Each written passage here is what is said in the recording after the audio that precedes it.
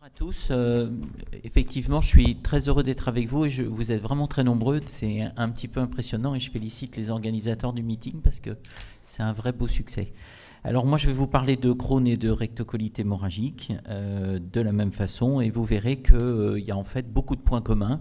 Et les points communs qu'on va noter entre maladies inflammatoires de l'intestin ou maladies inflammatoires des articulations, en fait, on les trouve dans toutes les maladies dites génétiques complexes, qui sont des maladies dans lesquelles interviennent à la fois des facteurs d'environnement et des facteurs génétiques, et qui sont tous nombreux, environnement et génétique, et qui interagissent les uns avec les autres de manière pas bien comprise.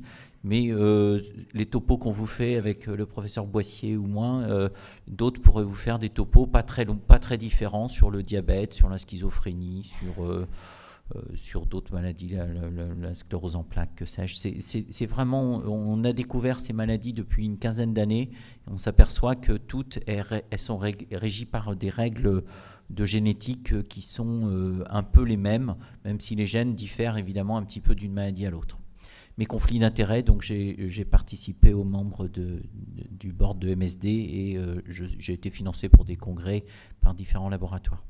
Donc, je vous le rappelle, les maladies inflammatoires de l'intestin, Crohn ou rectocolite, sont des maladies où interviennent des gènes et de l'environnement.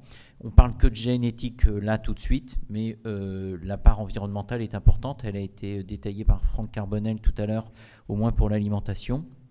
Et l'un va avec l'autre, et donc quand on parle que de l'un, on parle que de la moitié du problème. Et à la fin, il faudra bien réunir les deux à un moment donné.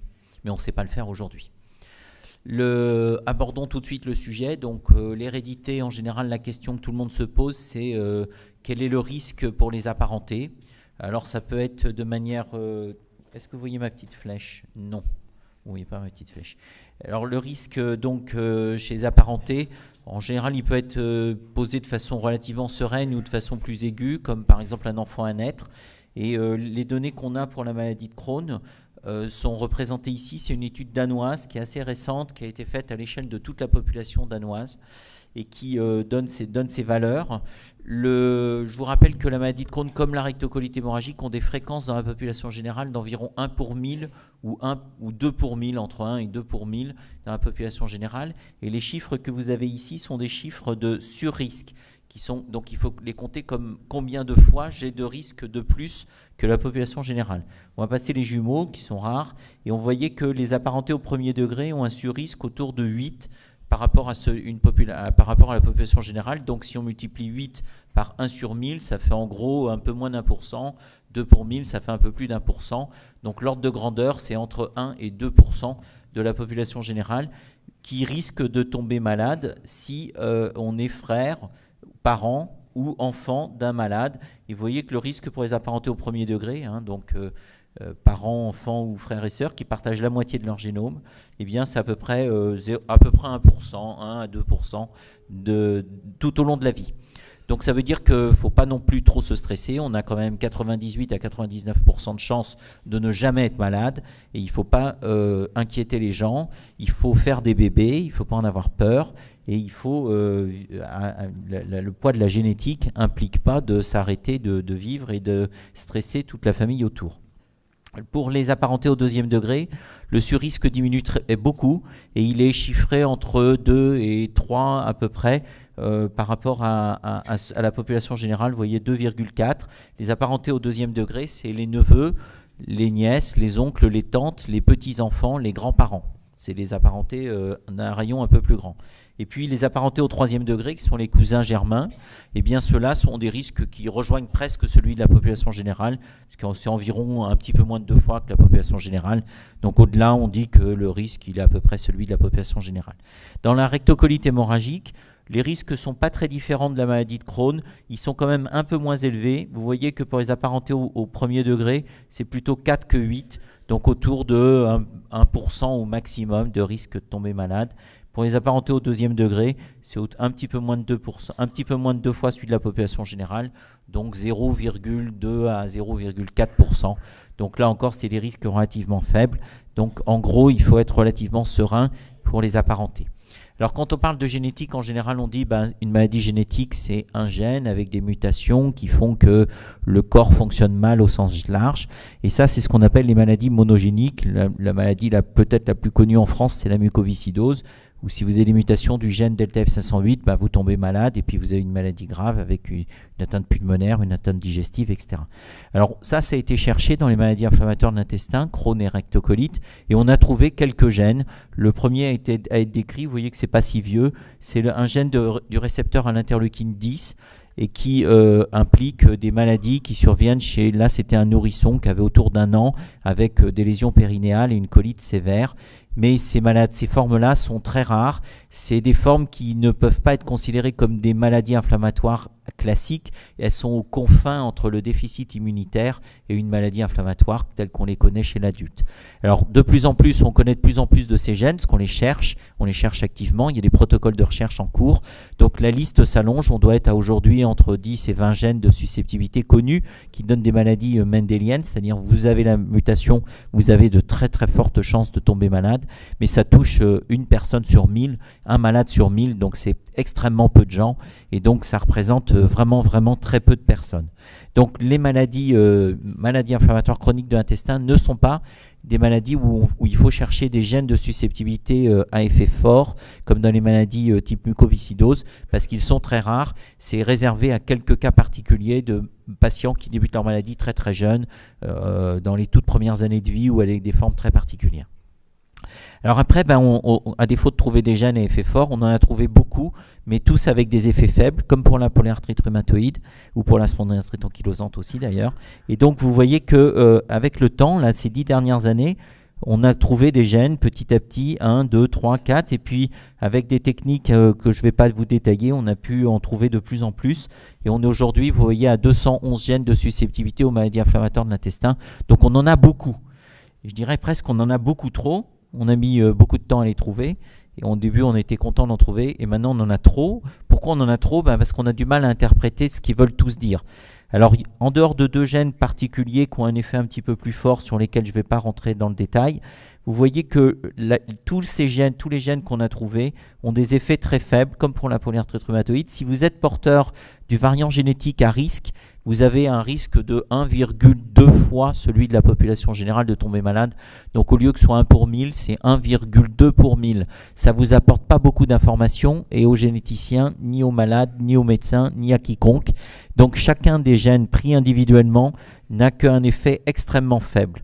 Ces gènes, je vous ai mis ici le risque en ordonnée et en abscisse. Je vous ai mis la fréquence du variant génétique à risque dans la population générale. Donc ici, enfin pas ici dans cette salle, parce qu'il y a beaucoup de malades, mais on va dire dans la rue, quand on sort de la salle, quelle est la fréquence qu'on va trouver des gens qui sont porteurs de l'allèle à risque, de la variation génétique qui prédispose. Eh bien, vous voyez que, en gros, ça va de 0% à 100%. Donc, c'est des gènes qui sont extrêmement communs. Tout le monde a de ces gènes. Tout le monde en a même beaucoup. Donc, on distingue difficilement les sujets qui vont tomber malades des sujets qui ne vont pas tomber malades si on veut compter le nombre de variants génétiques à risque. Tout le monde a beaucoup de variants génétiques, qu'ils soient malades ou qu'ils ne le soient pas. Les malades en ont un tout petit peu plus statistiquement, mais c'est tout. Alors après, on peut comparer les deux Mickey. Le Crohn et la rectocolite. Donc vous avez les gènes ici du Crohn en haut, les gènes de la rectocolite en bas. Vous voyez que c'est les mêmes. Simplement, des fois, certains gènes ont un poids plus important dans le Crohn, comme celui-là, ou comme notre 2 ici. Et d'autres ont un effet plus important dans la RCH, comme le complexe majeur d'histocompatibilité, qui a un grand rôle dans les arthrites. Voilà, donc les gènes des Crohn et des RCH sont communs. C'est pour ça qu'il y a des familles qui partagent des Crohn et des RCH. Donc par exemple, le père peut avoir un Crohn et puis l'enfant va avoir une RCH ou inversement. C'est plutôt dans l'autre sens d'ailleurs, en général. Et puis ces gènes, ils sont communs non seulement au Mickey, au Crohn rectocolite, mais à d'autres maladies. Et si vous listez ici tous les gènes, enfin pas tous, mais un certain nombre de gènes de susceptibilité qui sont sur les chromosomes 1, 2, 3, 4, 5, 6, 7 jusqu'à 22, et puis le chromosome X, et que vous regardez donc tous ces gènes, dans quelles maladies ils sont impliqués, vous voyez que celui-là, il est impliqué dans les maladies inflammatoires, dans la maladie cœliaque, dans le diabète de type 1. Celui-là, il va être impliqué dans d'autres maladies. ça va être le HLA, j'imagine, ça va être le chromosome 6, je sais pas. 1, 2, 3, 4, 5, peut-être 6, oui. Donc ça c'est le HLA probablement. Donc vous voyez qu'il y a des gènes qui sont communs à plusieurs maladies et qui expliquent que quand on a une spondylarthrite ankylosante, on a plus de chances ou plus de malchance, j'allais dire, d'avoir une maladie inflammatoire de l'intestin. C'est parce qu'en fait, il y a des gènes de susceptibilité qui sont communs et qui jouent sur des voies de signalisation, qui sont en l'occurrence la voie de signalisation TH17. Et donc, c'est comme ça qu'on explique probablement les agrégations chez un même malade ou dans une même famille des gènes. Alors, comme vous l'a dit Marie-Christophe Boissier, les gènes n'ont pas non plus le même poids dans toutes les populations. Ici, c'est une étude récente qui montre le poids des gènes dans les populations européennes ou dans les populations asiatiques.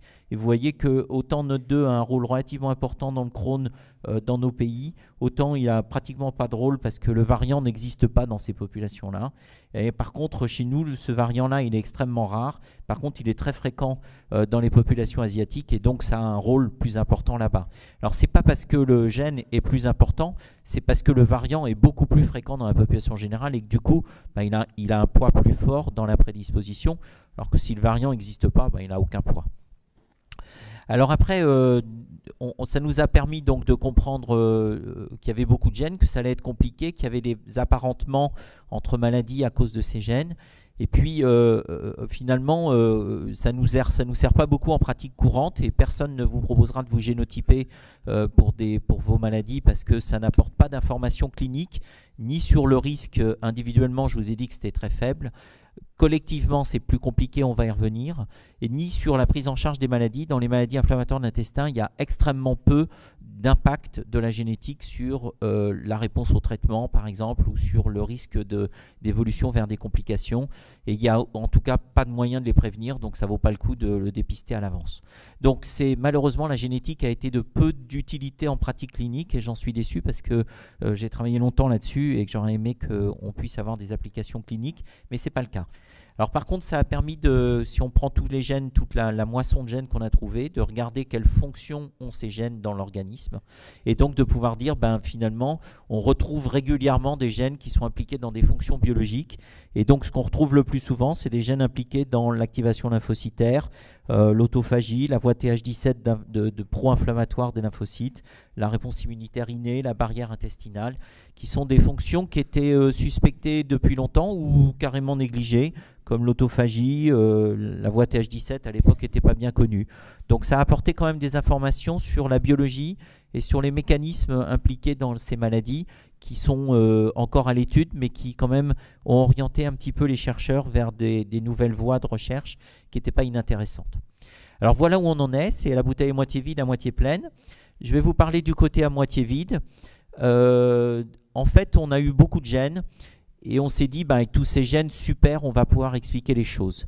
Quand on additionne tous ces gènes, comme ils ont un effet faible, on s'est dit, tous ensemble réunis, ça va porter l'ensemble de la connaissance qu'on attend en génétique. Eh bien, la réponse est non. Quand vous prenez le premier gène de susceptibilité, puis que vous ajoutez la deuxième, le troisième jusqu'à 210, et que vous regardez quelle est la part de la génétique qu'on explique, la génétique attendue, c'est des calculs un peu compliqués, je ne vais pas rentrer dans les détails, mais quelle est la part de l'hérédité attendue qui est expliquée par ces gènes, eh bien la réponse c'est qu'on plafonne autour de 20-25%. C'est-à-dire qu'aujourd'hui, malgré tous les gènes qu'on connaît, on n'explique qu'un quart de l'hérédité, de l'héritabilité, de ce qui fait la prédisposition génétique aux maladies inflammatoires de l'intestin. Alors certains ont dit que c'était parce qu'il fallait chercher d'autres gènes, mais on ne les a pas trouvés. D'autres ont dit qu'il fallait chercher d'autres variants, on ne les a pas trouvés. D'autres ont dit qu'il fallait chercher des interactions entre gènes, on ne les a pas trouvés. Donc aujourd'hui, pour remplir le trou des 75% qui nous manquent, toutes les hypothèses qui ont été proposées ne marchent pas. Et on est avec un gros problème en génétique qui touche les maladies inflammatoires de l'intestin, les arthrites, mais toutes les maladies complexes en général, qui est qu'on a beaucoup de gènes, mais on ne sait pas à la fin comment on fait pour expliquer ce qui nous rend malade à partir de notre génétique, et c'est comme ça. Ce problème n'a pas de solution aujourd'hui, il est connu comme le problème de l'héritabilité manquante, et vous l'entendrez pour toutes les maladies génétiques complexes si vous cherchez. Alors récemment, pour aborder cette question-là, il y a un papier qui est récent, que vous voyez, qui est de 2016, qui a regardé les gènes qui semblent être des gènes clés, qui ont l'effet le plus fort. Puis ces gènes, ils sont corrélés à d'autres gènes qui influencent leur effet. Et eux-mêmes sont corrélés à d'autres gènes qui influencent eux aussi leur effet. Puis vous avez comme ça un réseau de gènes avec un espèce de noyau central, puis une périphérie, puis une périphérie encore plus loin, puis on peut augmenter comme ça de plus en plus loin. Et puis on s'aperçoit que si on prend que cette information ici, on n'explique pas beaucoup de l'héritabilité. Mais que si on en prend un peu plus loin avec la première couronne de gènes qui influence sur le nœud des gènes impliqués, on explique un petit peu plus. Puis si on prend la troisième couronne, on explique un peu plus. Et puis si on prend toutes les couronnes et à la fin tout le génome, on pourrait peut-être expliquer tout. Donc aujourd'hui, on en est à dire, et ce papier suggère ça, que tous les gènes du génome jouent un rôle dans les maladies inflammatoires chroniques de l'intestin, mais aussi les polyarthrites, l'autisme et tout ce que vous voulez. Et que donc, il ne faut pas se résumer à quelques gènes, mais peut-être qu'il faudra prendre en compte toute l'information du génome. Mais alors, vous comprenez bien que dans ce cas-là, ça devient encore plus compliqué et que expliquer tout ça va devenir encore un gros challenge. Merci de votre attention.